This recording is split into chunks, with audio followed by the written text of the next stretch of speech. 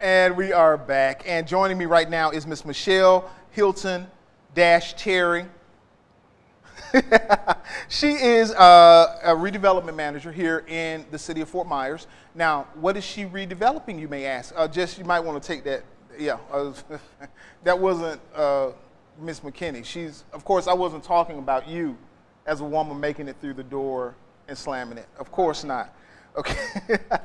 But she is the redevelopment coordinator for McCollum Hall. Oh, man, that feels good. Thank you. For McCollum Hall. She is here, and this is a serious subject, okay, so I'm going to be serious about this. She is, of course, in charge of making McCollum Hall into the historic place, landmark that it should be. Now, for several years, we've been hearing that there was going to be some changes to the hall. Correct. That it was going to be developed into a very nice place. There was going to be a famous soul food restaurant there. What is it about McCollum Hall that makes it so special, historically speaking? Well, McCollum Hall, and thank you for having me on tonight to share this information. I'm very excited about this project. I'm glad you're here. Really, I am. Thank you. I don't have to sit up here and sweat alone. McCollum Hall is special because it was built in 1938 by African-American businessman Clifford McCollum.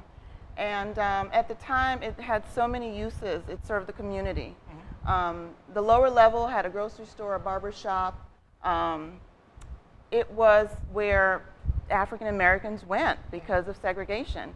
The upper level, which is what the hall is mostly known for, has the dance club. And we had famous African American performers who performed there because they weren't able to perform at white venues. So they did perform in McCollum Hall. And we found in Duke Ellington's diary where he performed at McCollum Hall. And there are many others. The documentation isn't quite as easy to locate, but we have the oral history. So yeah, McCollum Hall is very important to this community, not just Dunbar, but the city of Fort Myers. Okay. And I see in here now, it was part of the Chitlin Circuit. Correct. Of course. Now, a lot of people didn't hear about the Chitlin Circuit until the Jamie Foxx movie, or the Ray Charles movie, okay, when they talked about the Chitlin Circuit. But it was a very famous venue, and there are a lot of legendary performers that were there that talk about it, including B.B. King. B.B. King, Ella Fitzgerald, Duke Ellington. Okay. Yes. So now, what has taken so long? Now, and I want to ask this in all fairness. I know you may not have all the answers to this, okay? But we have this corridor coming down through Fort Myers, right off of I-75. And at one point, it was beginning to look really, really good, okay? They were developing it, it looked good. And then it seemed that all the attention got pushed over to the riverfront. So what happened? Why the delays? Well, let me speak to that. Okay. Because they are separate. Yes, we're one city, but the CRA is made up of many redevelopment areas. Okay. And McCollum, Martin Luther King Boulevard is actually 4 redevelopment areas. Okay. The funds that are generated from the TIF in that district has to be is tax increment financing. Okay. And it is how the CRA functions and reinvest in the community. So if the money is generated in the Martin Luther King Boulevard district, it has to be spent there. Okay. Those funds were used to purchase McCollum Hall, to buy the additional property around it to expand the project so it could be viable. Those funds were used for grants along the corridor. Some of the grants that were given were Quality Life Center received a grant. John Tober's Barbershop received a grant. Really? The Boyd Funeral Home received a grant. Okay. And the Ark of Safety Daycare received a grant. Okay. So we've reinvested those funds back into the community. That's what the CRA does. Now you compared it to downtown and why there's been what seems to be more activity there. And quite frankly, there's more activity there because there's more TIF there. There's more tax dollars generated that can be returned to projects. Okay.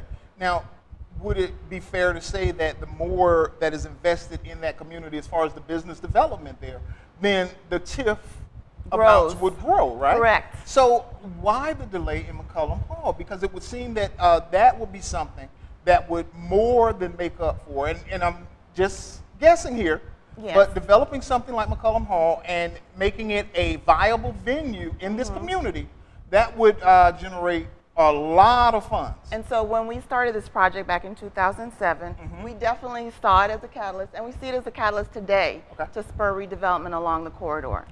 The issue has been the funding. And so we went out and we did select a developer through the RFP process, which is request for qualifications. And that developer, part of his function was to assemble the funding. He's been unsuccessful, which is why the project has been delayed. However, the CRA has been moving forward to do work as the money's available. For instance, we did a 4-month stabilization that took place back in 2011. In that project, we completely redid the roof on both stories of the building. We shored up the back wall, put in new footers, stabilized the building so that it would be strong enough and standing so that when the funding for the actual restoration was available, it would be there. Now, in so doing, what is going on inside the building right now? Now, I hear that it's gutted. Is that the case? That is true. Okay, so what's next for that building? What is the next step? So what's next for the building is what I'm excited to tell you about tonight. So we received, the CRA received a $500,000 grant from the state of Florida.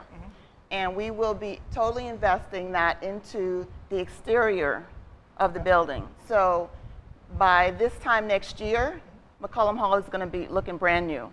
Now it's a historic building, so it'll be restored back to what it was in 1938 when it was built.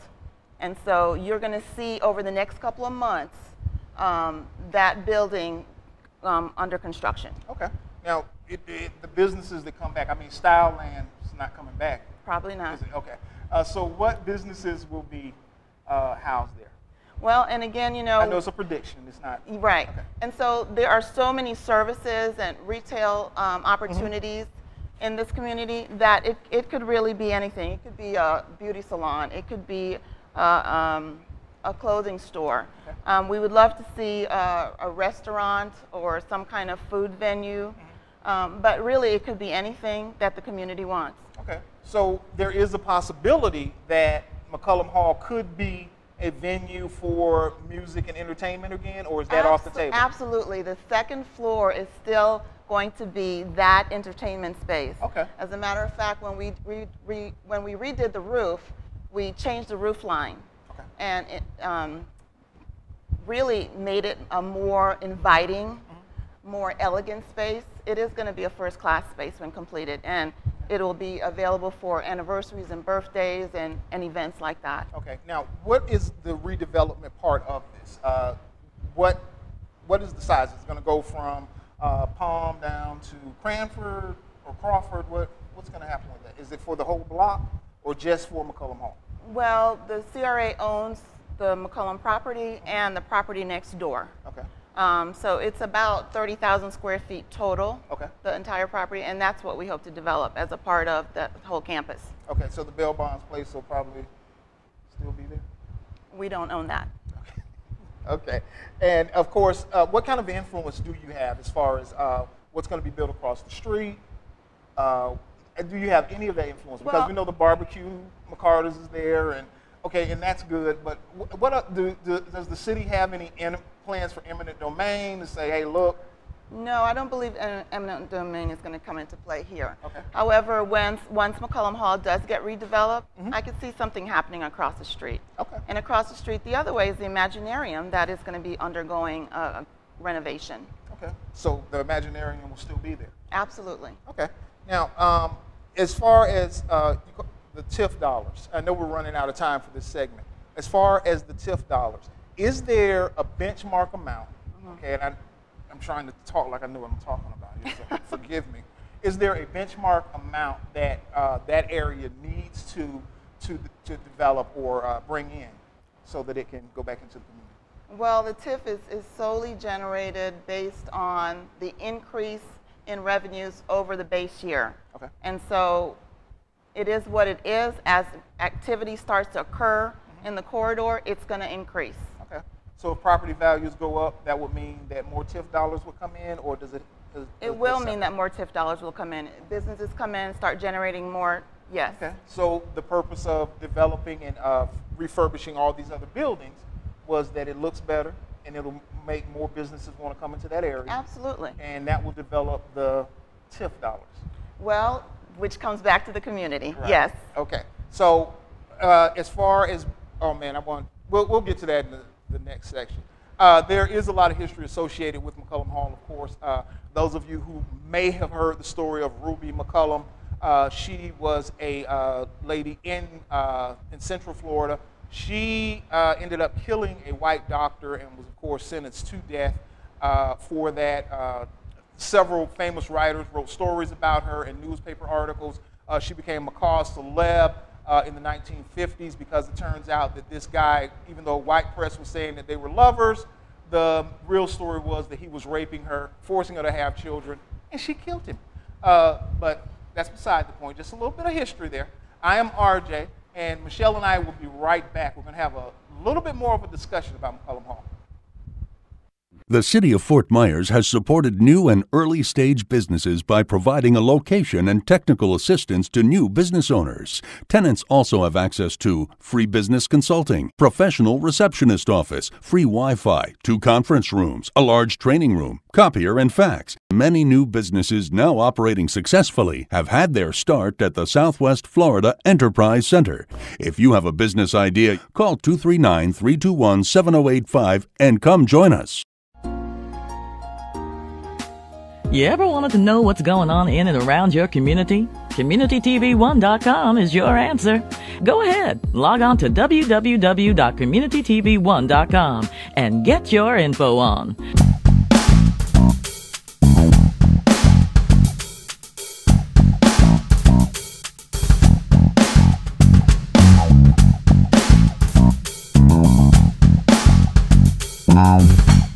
Crystal Joy Sound System Rentals and Professional Recording Studio is at your service. In association with Community TV One, the only community-based multimedia studio. Crystal Joy offers professional subs, main tops, monitors, power amps, professional mics, and a full soundproof multi-room studio specializing in Christian singers, groups, and bands. If you are talented and think you've got what it takes, we're looking for you to join our record label, Crystal Joy Records. For more information, contact 239-771-2560.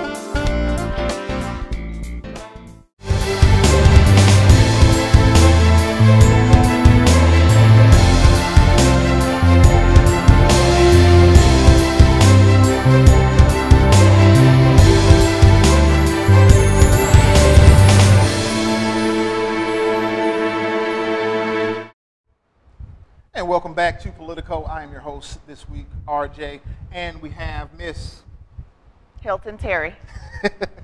Miss Hylton-Terry. She really didn't get upset with me about saying that, but she did. Now, she, of course, is the developmental manager for McCollum Hall. And, of course, there is lots going on there. It's been planned for several years. There are so many people that say, oh, well, it's never going to happen, it's never going to happen. But it's happening in incremental stages, as we found out last section. Of course, there are so many things that have to do with it, including developing the businesses along that corridor so that it can bring in more money, so that it can go towards the hall, so that it can get built up. Now, we have a campaign that is going on. It's called This Place Matters. Will you please tell us about that? The National Trust for Historic Preservation has started their This Place Matters. And because McCollum Hall matters to us, we want everyone to go out there and take a picture with this little placard and post it on social media. You want to hashtag McCollum Hall and This Place Matters and get McCollum Hall out there. I know you love it as much as I do and you want to see it restored as much as I do. So help us out. And it also has a Facebook page. Yes, the project has a Facebook page. It is represented well on the city's website.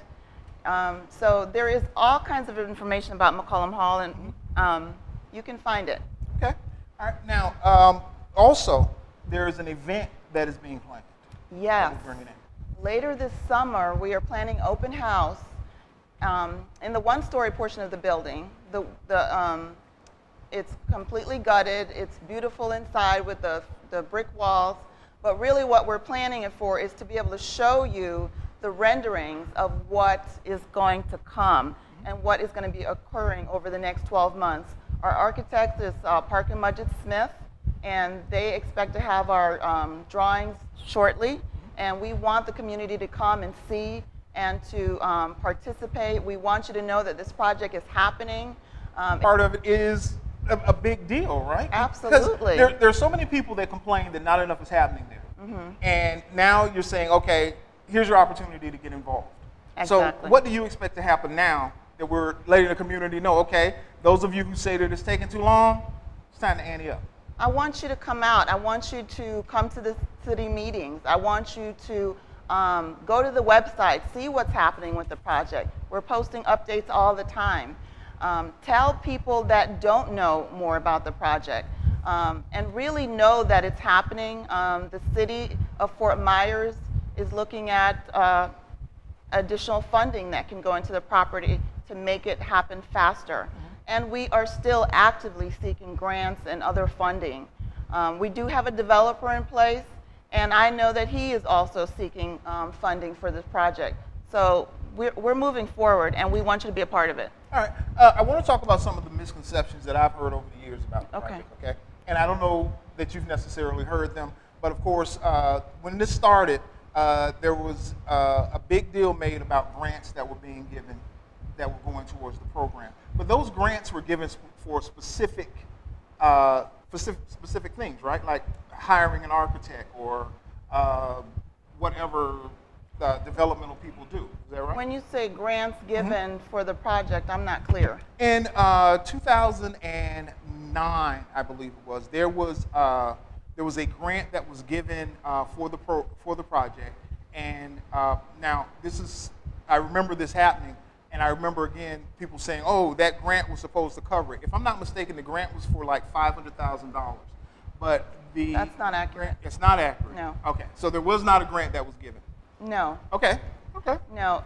In 2011, we did the stabilization. Okay. And the project did receive $193,000 of community development block grant that went right into the stabilization. Okay. And other than that, the project has been funded through the TIF district. Okay. So, I'm going to tell you this. The news press misled us. Honestly, I like to think I do my research. The news press reported several years ago that there was a grant that was given for the development of this project. And so now what you're saying is that only the TIF funds have been... Up until last June, when we received the $500,000 from the state, the money has come from the TIF. Okay. All right. And news press, if I'm misquoting you, I do apologize. I'll look it up, and hopefully we'll have something to say about that later on. Okay. Now, as far as McCollum Hall itself, now, do we have any drawings of what it's going to look like? We do actually have some, and I believe that they're available on our Facebook page. Okay. And we're looking at some of it. Is that right?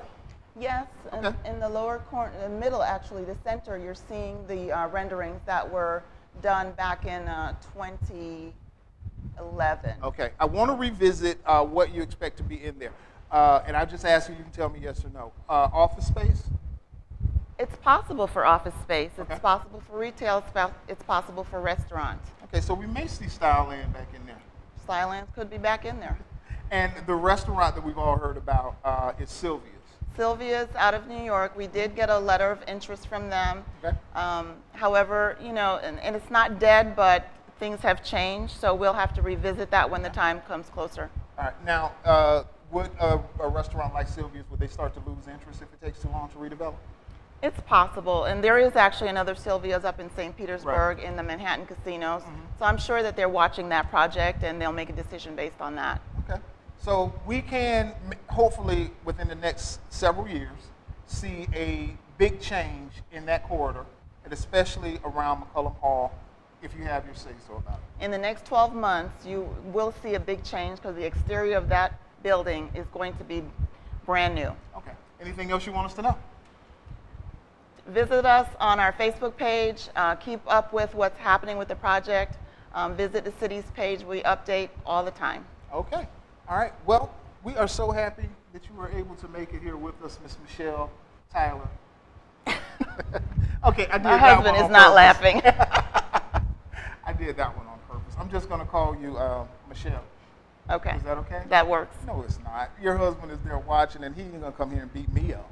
So we thank you for coming, and we really appreciate you coming in, Michele, okay? Thank you. It was Thank great. you. Thanks, guys, for watching Politico. We're going to be back right after this break. Thanks for joining us. The City of Fort Myers has supported new and early-stage businesses by providing a location and technical assistance to new business owners. Tenants also have access to free business consulting, professional receptionist office, free Wi-Fi, 2 conference rooms, a large training room, copier and fax. Many new businesses now operating successfully have had their start at the Southwest Florida Enterprise Center. If you have a business idea, call 239-321-7085 and come join us. You ever wanted to know what's going on in and around your community? CommunityTV1.com is your answer. Go ahead, log on to www.communitytv1.com and get your info on.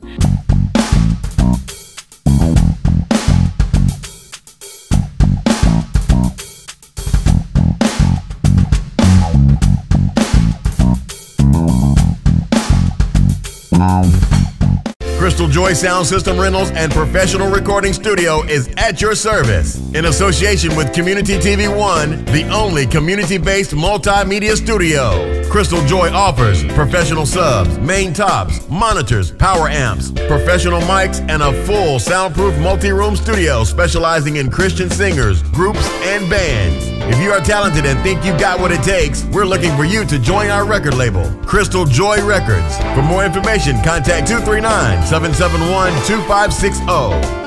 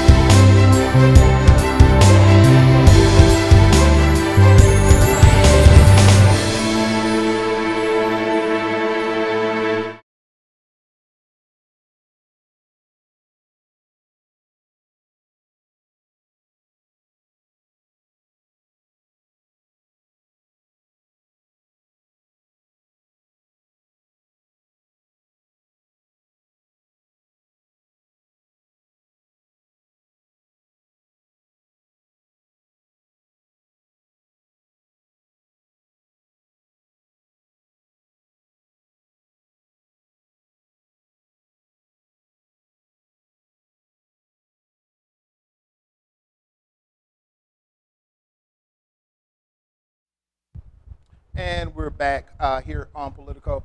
There is a lot going on in the country, and we're just at the beginning of the 2016 presidential elections. There are several candidates that are in the works, 20 so far, if I'm not mistaken. I may be off, but I'm not too far off on the Republican side alone. And I don't think Jeb Bush is even formally announced. I believe that's coming this coming week. So there is a lot going on, and the thing that I'm always fearful of is that many of us do not pay enough attention of what's going on. So if you follow Barack Obama these last 8 years, what I am hoping is that that momentum will carry us forward as far as being involved in what's going on. Now, a lot of people will fault us and say, well, they only pay attention to national politics. And you're right, okay? But in my estimation, that's better than not paying attention at all. So many individuals started paying attention to politics for the first time. In 2008, there was a 96-year-old African-American woman that said that it was her first time voting, and she was so proud to vote for an African-American. And many people cheered. I almost cried. I thought that that was so sad. There's so many of our people that have been lynched, castrated, blown up for that right to vote. And to think that this woman at 96 hadn't taken advantage of what so many of our ancestors and our our family members died for, that was a sad story, no matter how many people wanted to cheer about it. So now that we have become involved and now that we care about who was sitting in that White House, that's good. But it's also time for us to start paying attention to what's happening locally. So these local elections, they have even more of an impact on what's going to happen in our communities. If we do not start paying attention to that, then we will continue to see local law enforcement, in some cases, spiral out of control. Now, if you say you want more control as far as law enforcement is concerned, get involved locally. If you say you don't like bad cops, get involved locally. If you say that you want to see more development in your community, get involved locally. It's time out to stop waiting for someone else to do it because we don't want to pay attention. Barack Obama being elected to the highest office in the land was a great thing. It was monumental. It was one of the greatest things in my lifetime. But it wasn't the biggest thing in my lifetime, at least I hope. What will be the greatest thing in my lifetime is seeing a black county commissioner here in Lee County. It will be seeing a black mayor here in Fort Myers. Will that happen? Will we see an African-American governor here in the great state of Florida? Will that happen? I don't know. But with so many people finally paying attention to what was happening nationally, I hope just as many people start to pay attention to what's happening locally. I am RJ. I'm here this week with you on Politico. Let's start paying more attention. Thank you for joining us.